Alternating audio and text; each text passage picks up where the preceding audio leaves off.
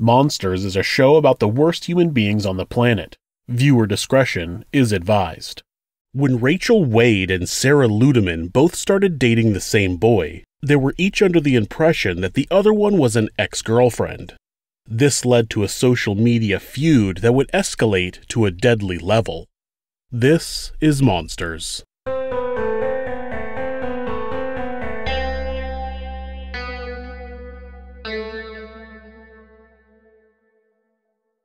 A love triangle can be a consensual relationship between three people, but when we hear the term, it's usually referencing a situation where two people are fighting for the affection of one other person. Love triangles have been plaguing humanity for a long time.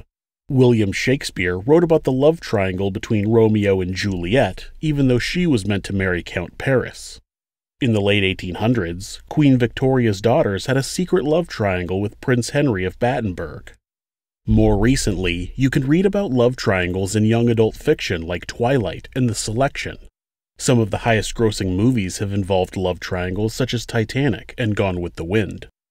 A love triangle will oftentimes end with at least one person being hurt emotionally. Unfortunately, sometimes it ends with someone being killed.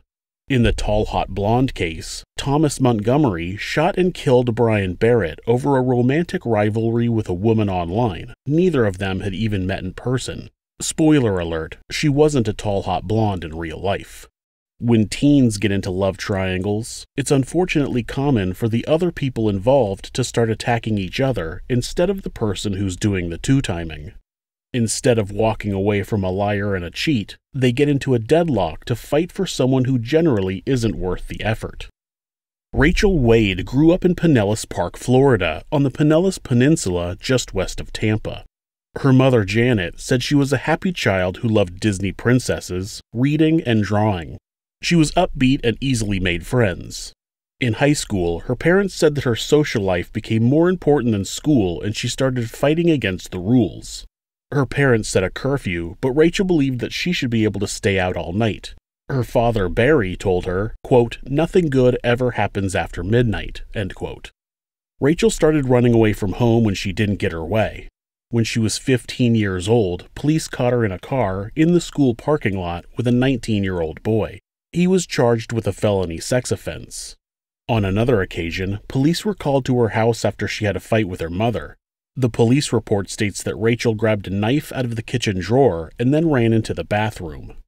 Rachel's mother, Janet, learned that Rachel's downward spiral was due to her being boy crazy. She would do anything to get a boy to like her, and once he did, she didn't want to let him go. Most of her relationships ended on bad terms. In her sophomore year in high school, Rachel ran away from home 14 times and eventually dropped out of school. Her parents got her into counseling, and she spent her days working at a doggy daycare. Eventually, she ran away to live with a boyfriend about a month before her 17th birthday. Police were called to the apartment multiple times about domestic disputes, and eventually the relationship ran its course. Sarah Ludeman grew up in a house that was not far from Wade's. Her parents had moved to Florida from New York before she was born because they wanted to live someplace warm.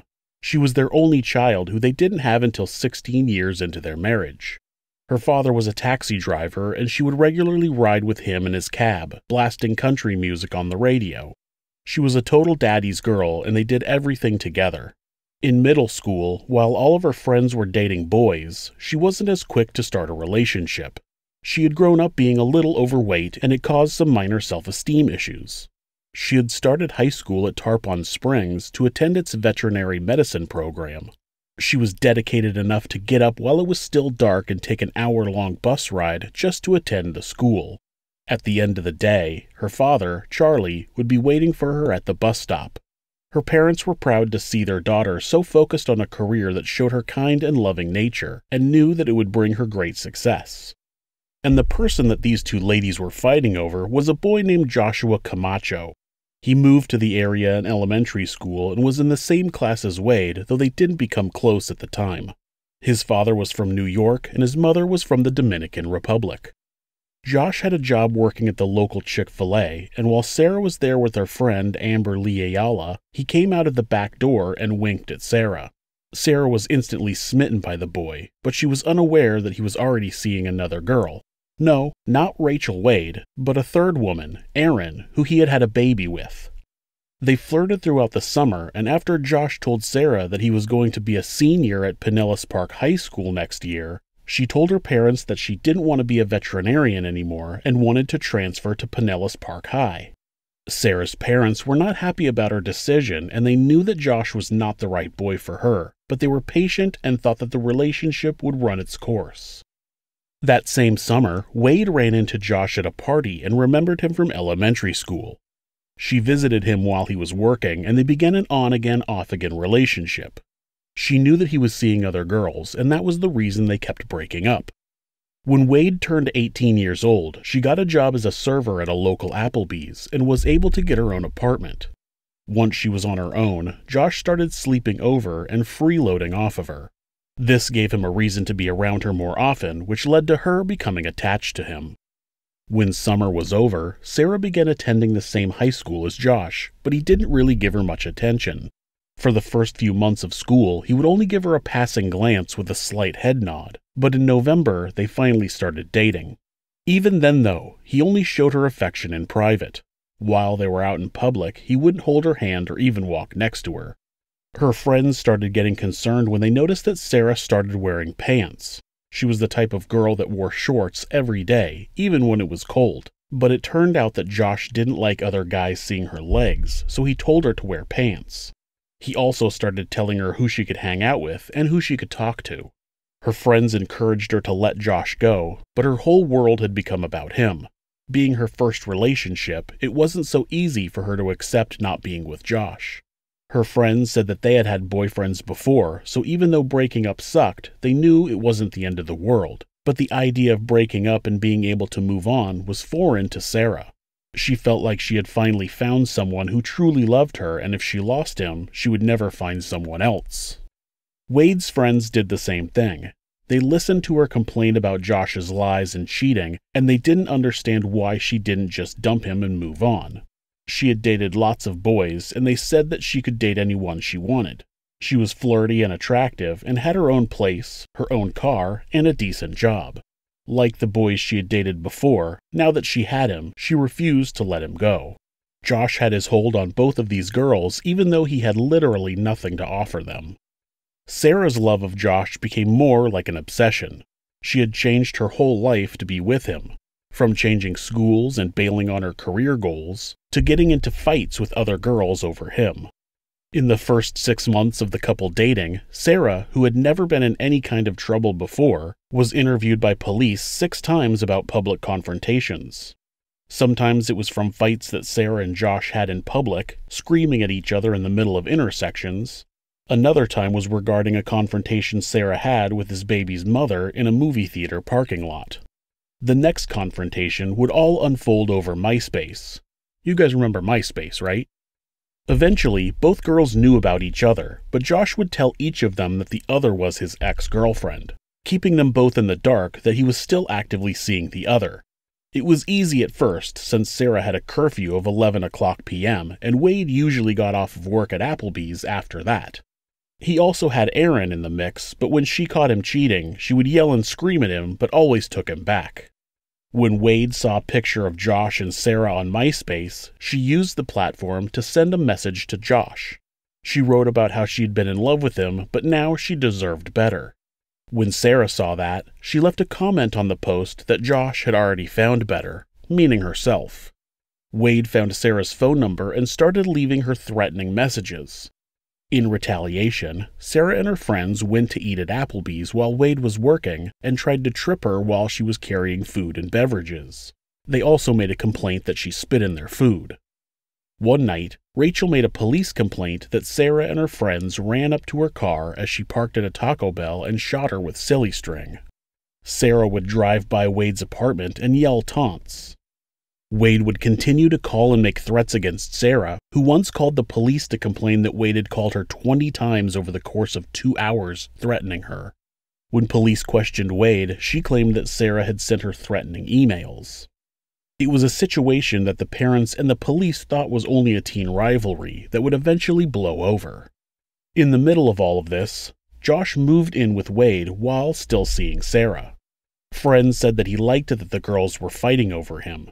He would tell them, quote, "Well, if you want to be with me, then you'll fight with her for me," end quote. I mean, I don't get it. He seems like a loser, but I've never been a teenage girl, so what do I know? By August of 2008, the threats were escalating. Wade was leaving messages for Sarah where she was threatening to kill her. Next message. Please tell me, Sarah, why you would be a dumb enough to put a brand new picture of you and Josh at the beach. Seriously, I told you to watch your back and not to chill with him. Now your ass is mine, and I'm guaranteeing you I'm going to murder you. I'm letting you know that now, because you know what? Josh might have played me, but bitch, I'm going to play your ass out too. Watch. You're a fat bitch, and I'm going to kill you. I swear on my life. Watch out your window when I get off work tonight, you dumb bitch. End of message. Instead of being upset at the boy who was lying and cheating on both of them, their anger was focused at each other. Next message. It's so funny how you talk and you want to sit there and say that my man was at your house. Then tell me what he was wearing tonight, Sarah. You're a dumb bitch for real. If you're lying, I'm going to find you and I'm going to beat your ass. If you're not lying, I'm going to find you and beat your ass, okay? You keep playing games. You're a pathetic little bitch and you're a little girl. Honestly, what do you have that's going for you that Josh wants you over me for? I got a job, have my own place. What? Seriously? He could get anything he wants from me. Any thing, not to mention that I look probably 10 times better than you. And you run your mouth. You still got your mommy and daddy's curfew, bitch, for God's sake. Why do you run your mouth, and why are you that pathetic? Please do leave shit on your MySpace, because that's old news, just like you and him are. So keep talking, Sarah. You don't know when to stop. You haven't learned your lesson yet, but I'm going to teach you it. I'm telling you now. Keep with me, Sarah. The dumb, psychotic little bitches. And I'm telling you now, I'm going to show you psycho. Keep with me. You're with the wrong person and with the one thing that I care about. So keep going, Sarah. Play your game, because I'm going to teach you how to grow up real quick. End of message. The harassment went on for months and reached its boiling point on April 14th, 2009. That evening, Josh was supposed to spend time with Wade, but he eventually canceled, claiming to have other plans. Sarah had been upset with Josh for 2 weeks. Her father said that she'd cried every day and that she had lost 30 pounds in the last 6 months. When she got home from school that day, she logged into MySpace and saw that Wade had recently posted the message, "Lovin' my boo," smiley face. She began texting Josh to let out her frustrations. Quote, "Whatever, Josh, you get so mad at me for everything, but you don't give a shit when she puts something up or says something. You always believe her," end quote. A few minutes later, quote, "It's like no matter what I do, she's always that much better," end quote. She continues, quote, "All we fight about is her or something that has to do with her, and it sucks. I hate fighting with you. I love you so much, but this shit hurts," end quote. Sarah waited hours with no response, then wrote, quote, "You say you love me, but you don't even have the decency to text me back," end quote. Finally, at 8:02 p.m., Josh responded, quote, "Bring the movies," end quote. Sarah borrowed her mother's green minivan and drove the 2 blocks to Josh's sister, Janet's house. There, they watched movies and played video games until after Sarah's 11 p.m. curfew. Sarah made a detour on her way to Janet's house, and while Wade was outside walking her dog, she cruised by, honked, yelled, quote, "Stay away from my man," end quote, and drove off. Wade claimed that she was afraid that they would show up again, so her ex-boyfriend, Javier Laboy, agreed to let her come over to his house.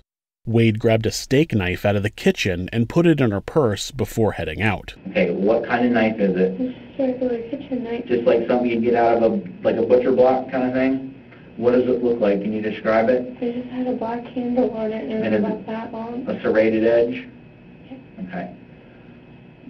When you had it with you had it in the car with you, right? And you drove over to Javier's house. Why did you have it with you? Because they said that they were going to find my car and follow me, and she threatened to kill me. So are you telling me that you had it for some form of protection? Yeah, because I know they're going to jump me. I know Josh's family. Josh has hit me before. Josh's brother threatened to hit me before. Do you have a gun or anything else? No. Okay, so that was your form of protection. Okay, so when you got in the car tonight to go over to their house, you had it in your hand, or you brought it with you.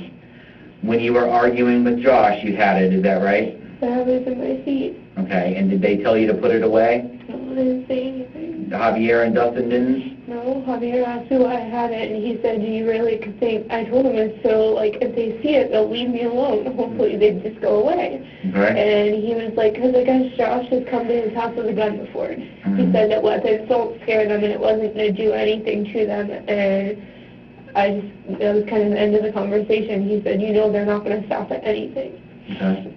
She claims that she brought the steak knife to scare them off because she just wanted them to leave her alone, but she continued to taunt them.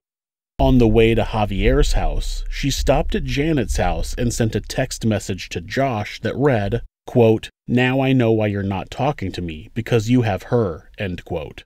Camacho texted back, quote, "That's right. I don't like you no more. Why are you down the street? Go home," end quote. She then drove up and down the street, yelling out of her car for Sarah to come out and fight her.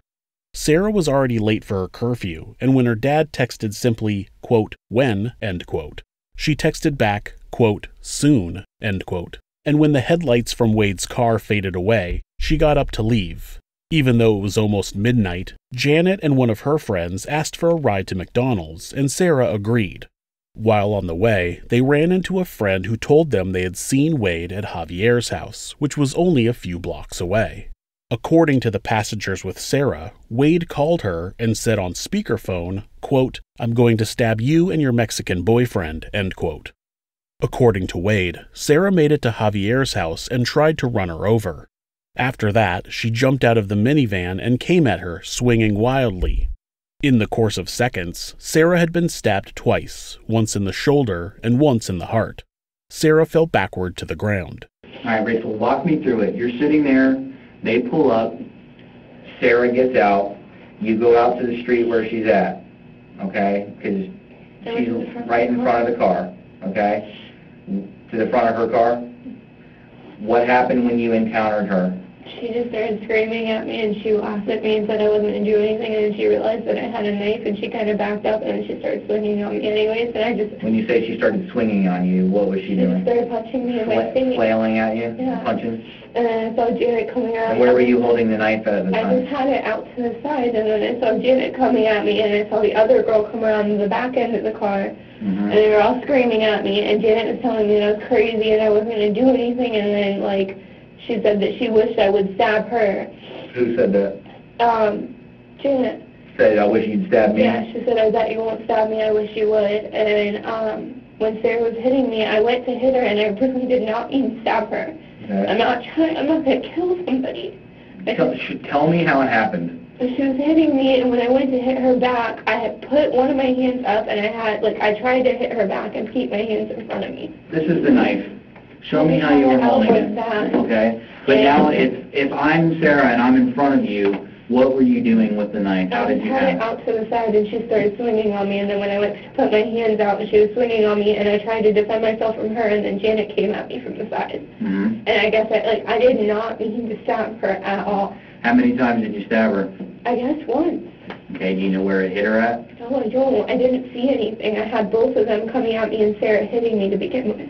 Wade claims that she didn't intend to stab Sarah. She was trying to hit Sarah back and just had the knife in her hand. I could see how someone could get cut if you're trying to punch them and you have a knife in your hand. 2 quick stabs to the chest seem a little less believable.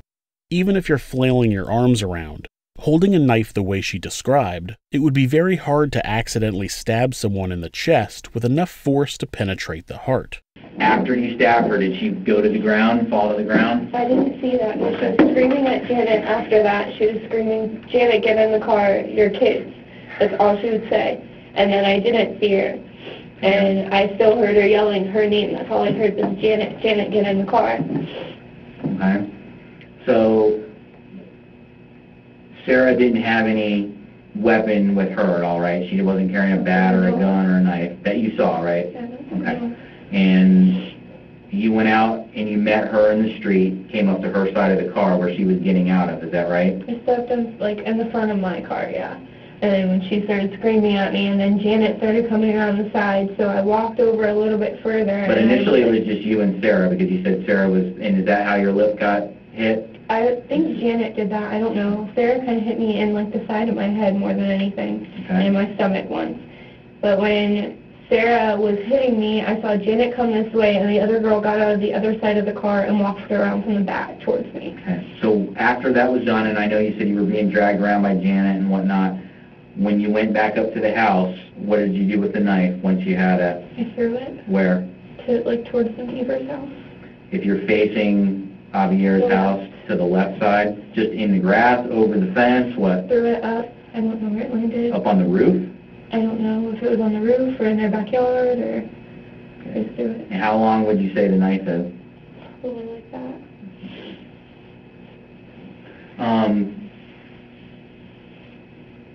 Then you went up and sat on the porch.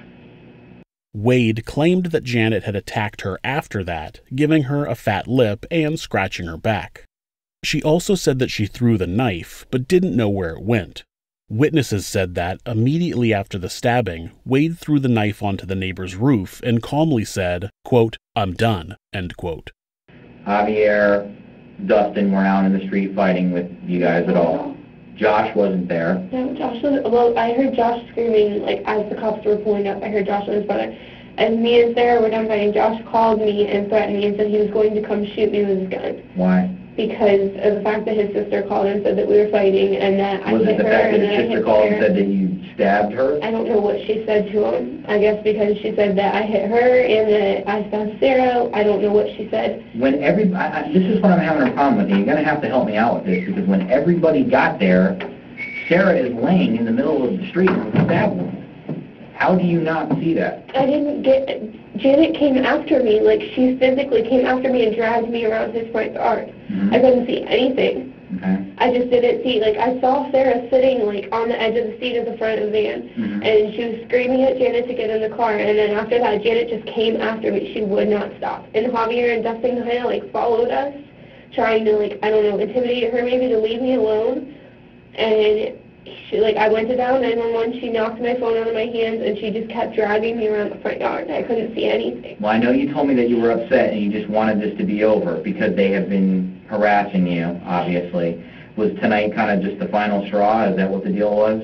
I didn't want anything to do with any of them. Right. I didn't want them to call me But you anymore. brought a knife with you for a reason.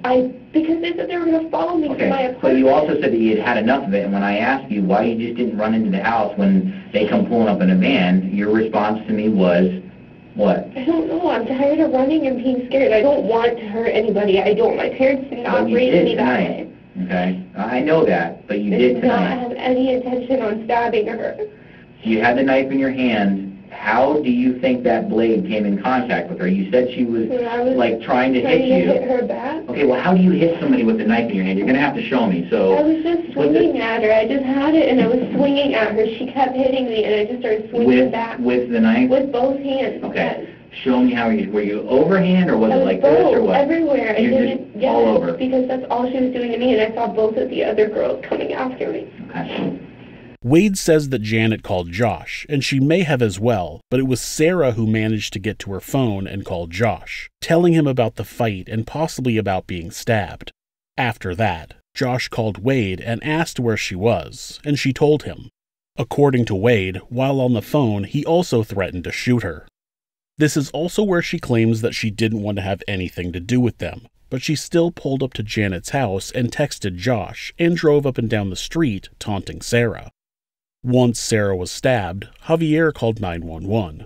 What is your emergency? We have someone on the floor that's been stabbed. We need an ambulance ASAP. Where is the person that stabbed them? She's on the floor. The person that stabbed them. She's right here too. Where are they? She's right here in the driveway. Where is the knife at now? She's in her hands, and they're fighting. We gotta hurry up and be here, quick. Sir, they're already on the way. This isn't slowing down at all. Stay on the phone for the police department. There's clearly a fight going on in the background, which would support Wade's claim that she was attacked, but this audio is from after the stabbing, so this is probably the fight between Janet and Wade, as described in the interrogation. She's on the floor. Who stabbed her? Here. She's getting inside. You guys gotta hurry. Calm down, sir. They're on the way. The police are on the way. Just tell me what happened. They tried to jump her. She pulled out her pocket knife, trying to defend herself. By the time we got to them, she was already stabbed. She was on the floor. She was stabbed in the chest. Stabbed in the chest? Yes. Okay, just stay on the phone with me, okay? Right. Where's the knife now, sir? I have no idea. Okay. Try not to, okay, if you find it, don't touch it. The officer's on the way. Just stay on the phone with me a minute. Okay, the officer's on the way, sir. Is the girl on the ground, is she breathing? Is she breathing? PD, can I ask, sir, this is a 911 operator. Is there any serious bleeding? Is it spurting or pouring out? Is it bleeding? Is it pouring out? Is it pouring out? Is it pouring out? They need to know. They need to know. Oh, it's big. Get your shirt here. Here. Take my shirt. Keep pressure on it. Yeah, take a clean, dry cloth and put direct pressure on it. They said the cut is big. They said the cut is big. Okay, tell them if they're putting pressure on it, do not lift the cloth up to look at it. Just keep direct pressure on it, constant pressure. Janet, keep pressure on it. Don't lift it up. Keep pressure on it. Okay, is the patient completely alert? Is she alert? Janet, does she know where she is? Is she alert? No, she's not. Not alert? She's foaming. She's foaming from where? From her mouth. From her mouth? She's just laying there. Okay.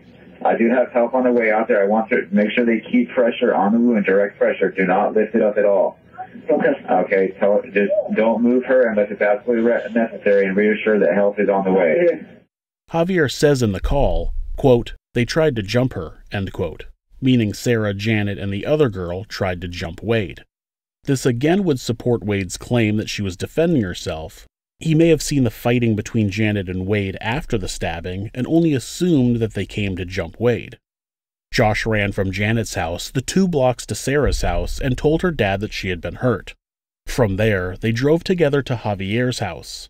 By the time they got there, Sarah was surrounded by paramedics. They rushed Sarah to the hospital, where she eventually died from a stab wound to the heart. At the scene, police say they found Wade sitting on a bench in front of the house, smoking a cigarette. She told police which way she threw the knife and was taken to the police station for questioning. While there, she didn't know how badly Sarah had been injured, but once the police got confirmation, they let her know. Here's the next thing that you need to understand, Rachel. Okay, when I was down at the hospital, okay, I saw where she was stabbed at. Okay, it looks like she has 2 stab wounds. All right. The next piece of information that you need to know is that she is dead. Oh my God. Okay, she died as a result of these stab wounds that she had at Northside Hospital. I didn't know what any of this happened. I just wanted them to finally leave me alone. All this over Josh? I just didn't want them to terrorize me anymore. They follow me everywhere. They come to my job. They come to my house. I did She's not going to follow you anymore because she's dead now. Oh my God.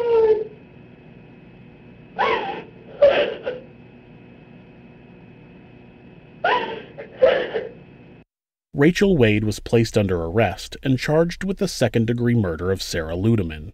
While in jail awaiting trial, she made phone calls to friends and family talking about what she was going to do when she got out. She seemed pretty sure that she would be found not guilty because she was only defending herself. She even said at one point that when she got released, she was going to marry Javier. The trial began on July 20th, 2010, and the prosecution used all of Wade's communications against her. The voice on the other end say, I am gonna stab you and your Mexican boyfriend. And it's immediate.